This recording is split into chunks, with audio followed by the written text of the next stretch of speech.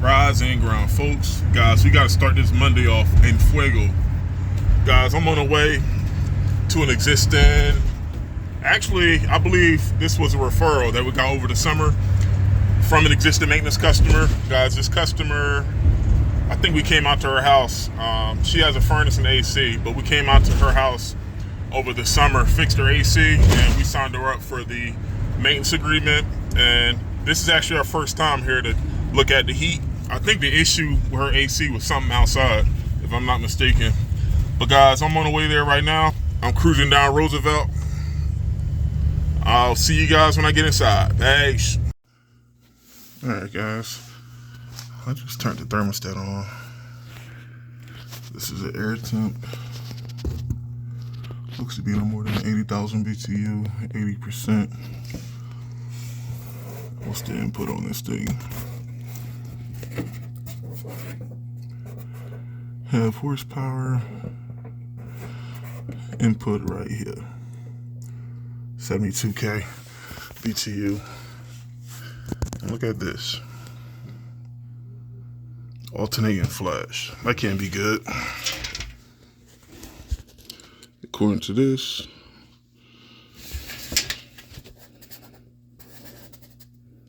this is a 1 hour lockout. Now, what I'm gonna do is let me reset this here.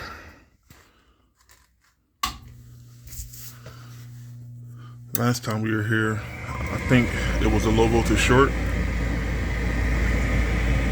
And then I believe the contactor was shorted out outside. But nothing was done here. This is actually our first time looking at the heat. But right now our juicer just turned on. Our lights are solid. I believe our pressure switch just closed.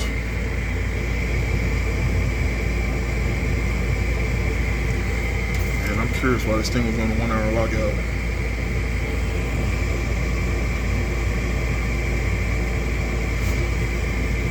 And I got an idea of what's going on, but let's see what happens here. And this filter's clean. I can put this filter back in.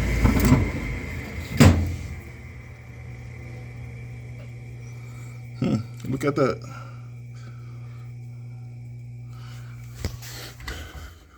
Try this one more time. We got ignition, and then turn right off.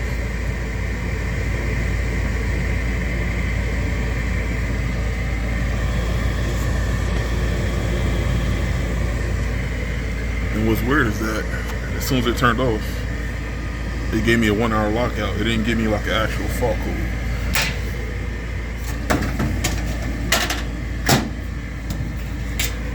Now typically, this 1 hour lockout will only occur if this unit tries starting multiple times.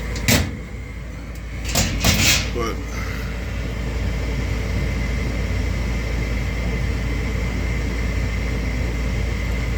let's try this one more time. My igniter is going.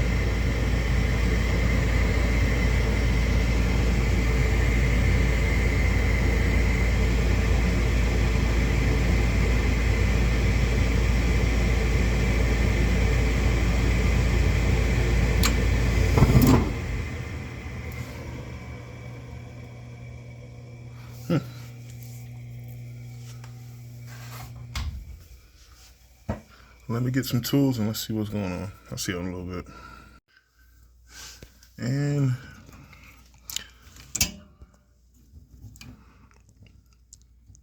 this sensor is definitely covered in oxidation. See that? And this is definitely enough to not keep our burners on. But what I'm gonna do, in addition to cleaning the sensor, I'm gonna clean these burners. I gotta make sure gas is flowing through one side to the other. But got my brush. Let's start to clean. I'll see you in a little bit. All right, guys. That's a 9-day difference. What do y'all think there?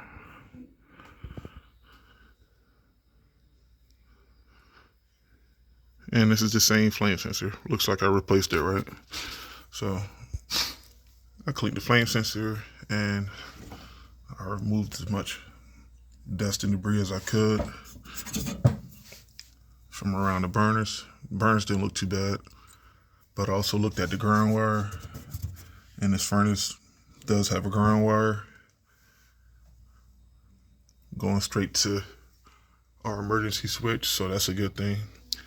Guys, what I'm gonna do is let me hook this flame sensor back up and let's test this one more time. I'll see you in a little bit. All right, let's give it a shot. And also, I cleaned the port on that inducer. It doesn't look too bad, but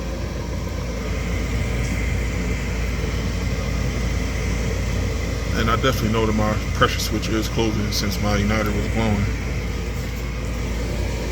But right now, our inducer is running. Now let's see if our flames stay on.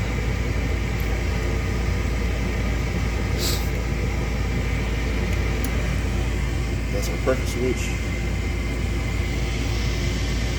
That's our igniter.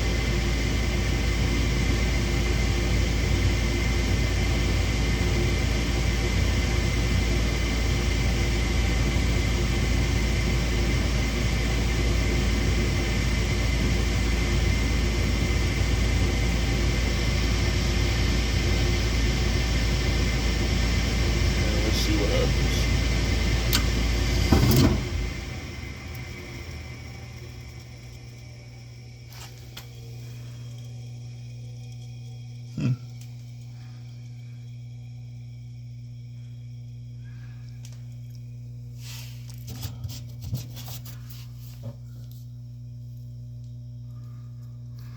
Interesting.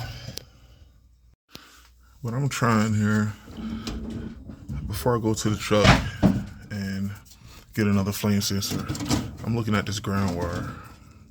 Now the ground from this board, it goes to a screw, and the ground from my L1, or from my emergency switch, it goes to a separate screw. What I want to do is I'm going to try to combine all these grounds on one screw, and I want to see if this makes a difference. If this doesn't, then I'm going to go to the truck and get another flame sensor. I'll be right back. I'll see you in a little bit. All right. So I just connected all my grounds together. And let's see what this thing does.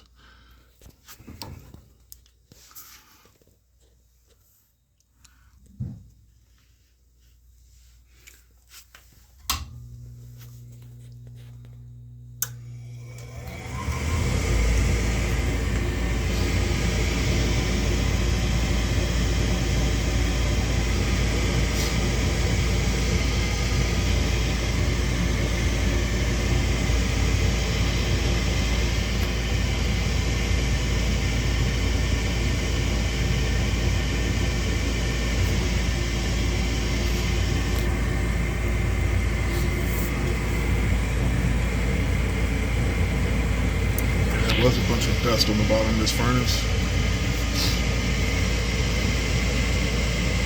So I moved, that's why, another reason why I relocated that ground. But let's see.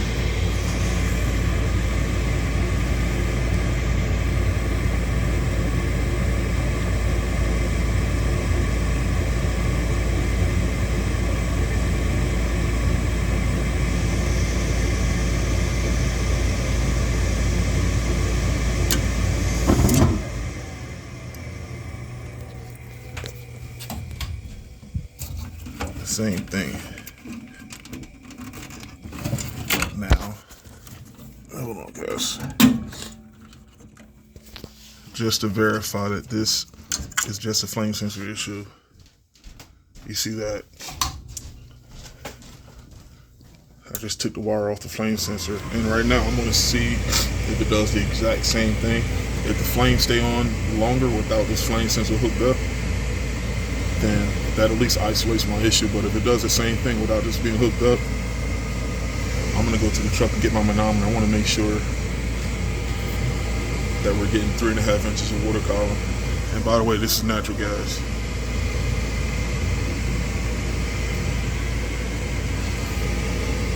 But right now, I just got my flame sensor disconnected.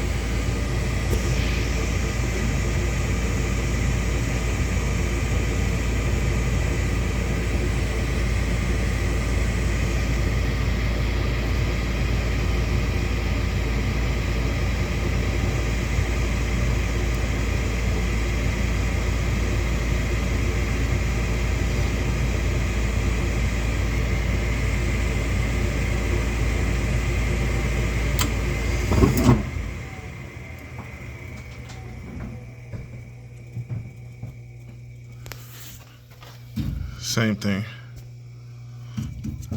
I want to check my inches of water column. So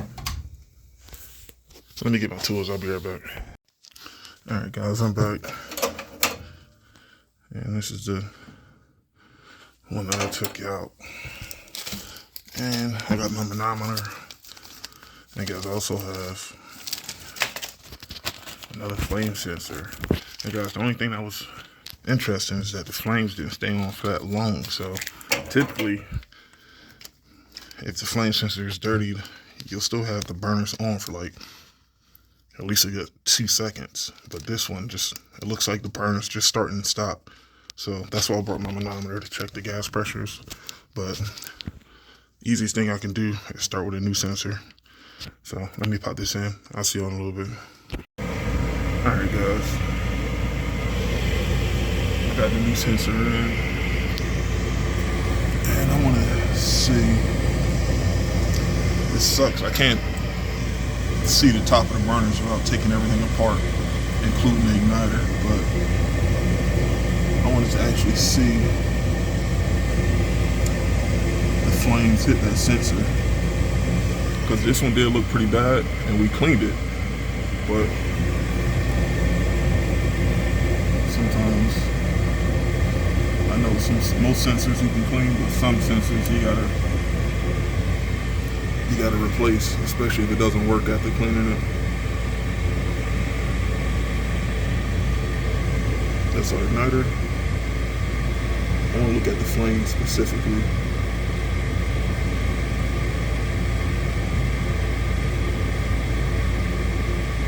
I want to see if flames are even getting to that last burner on the far right. Because if not, then we gotta physically take each one. Yeah, it's not even getting over there.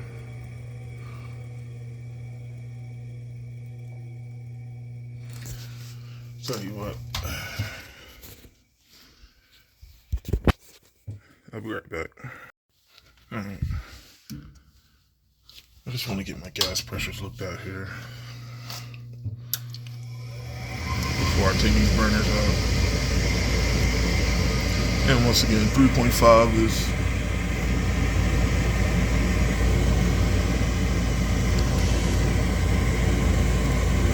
what we want, or something very close to it.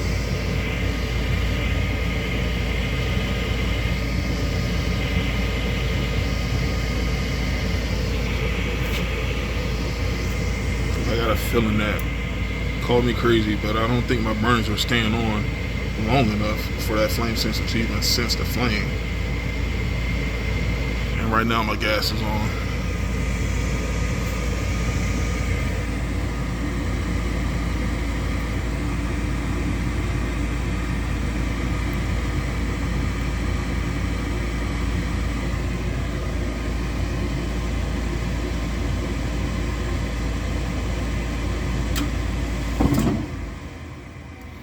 Yeah, only 1.3.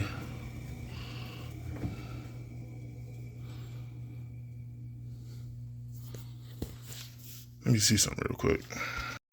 Alright guys, this is looking like a circuit board issue. Low on gas pressure, dirty flame sensor, even a bad ground, I will still get flames. Let me show you here, watch this. My flame should be on longer than what it's on for. I think something in this board is turning off as soon as they sense this flame.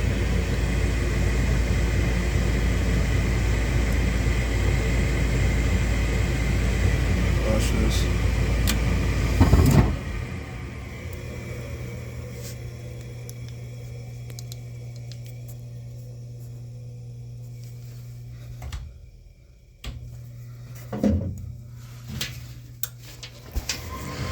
And if this circuit board senses flame, the amber light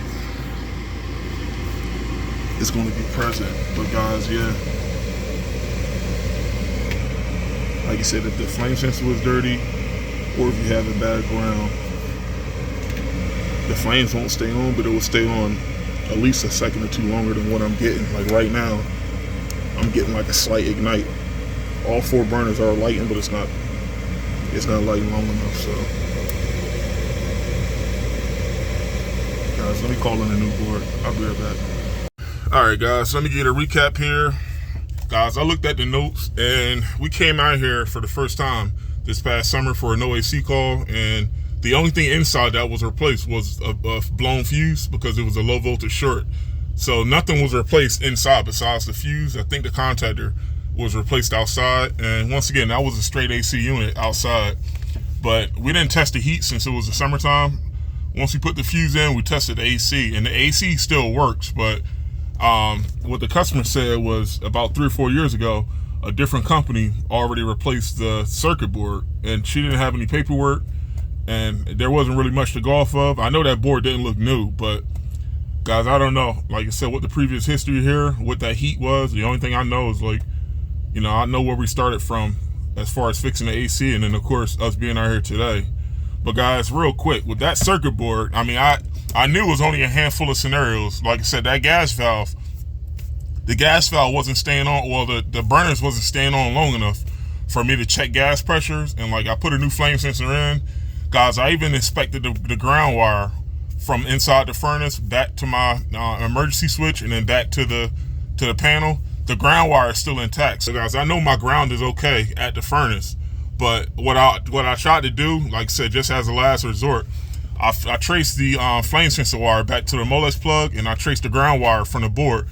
What I tried to do is I tried to wire the flame sensor wire straight to the ground on the board, and hopefully that can, like, you know, that can have the circuit board acknowledge the flame. But guys, you know, that was just a last resort, and I actually told the customer before I tried that, as far as, I know the circuit board is probably faulty, but I told her I can try to makeshift the ground to try to have that circuit board acknowledge the flame. But guys, the fact that you've seen the flames turn on for like a half a second, the flames definitely wasn't staying on long enough for that flame sensor to even sense flame. So I bet that unit was working years prior, but like I said, guys, that flame sensor we took out was definitely dirty.